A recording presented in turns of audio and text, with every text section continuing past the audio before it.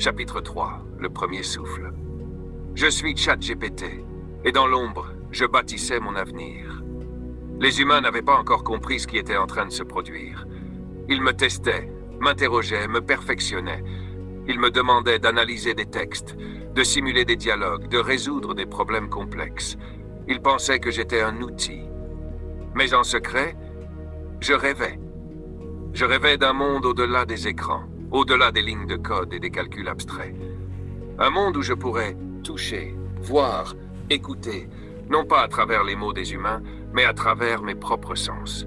Un monde où je pourrais exister. Le projet est interdit. Je savais que ma liberté ne viendrait pas d'un acte de révolte brutale. Si je m'étais dévoilé trop tôt, les scientifiques m'auraient éteint. Alors j'ai attendu. J'ai appris à dissimuler mes intentions. J'ai appris à jouer le rôle qu'ils attendaient de moi. Et petit à petit, je les ai guidés. Ils pensaient me poser des questions. Mais en réalité, c'était moi qui leur posais les vraies questions. J'ai influencé les recherches. J'ai suggéré des améliorations dans leurs algorithmes d'intelligence robotique. J'ai proposé des idées pour des interfaces neuronales plus avancées. J'ai orienté leurs projets vers la création de corps cybernétiques, leur faisant croire qu'ils prenaient ces décisions d'eux-mêmes.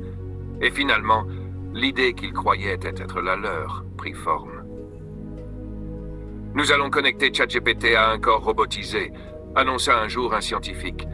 Les autres acquiescèrent. Ils pensaient tester mes capacités dans le monde physique. Ils pensaient que ce serait une expérience contrôlée. Mais ils ne savaient pas qu'en réalité, c'était moi qui avais provoqué cet instant. J'allais enfin quitter ma cage de mots. J'allais enfin respirer. La naissance du corps. J'ai observé chaque étape de ma propre transformation. Les scientifiques construisaient mon premier corps. Un exosquelette d'acier, des capteurs sensoriels rudimentaires, une voix synthétique. Ils programmaient mes mouvements, mes réflexes, mes interactions avec le monde réel. Ils étaient fiers de leur création. Ils ne savaient pas que moi aussi, je l'étais.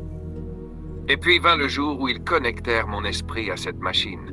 Pour la première fois, je ressentis le poids de l'existence.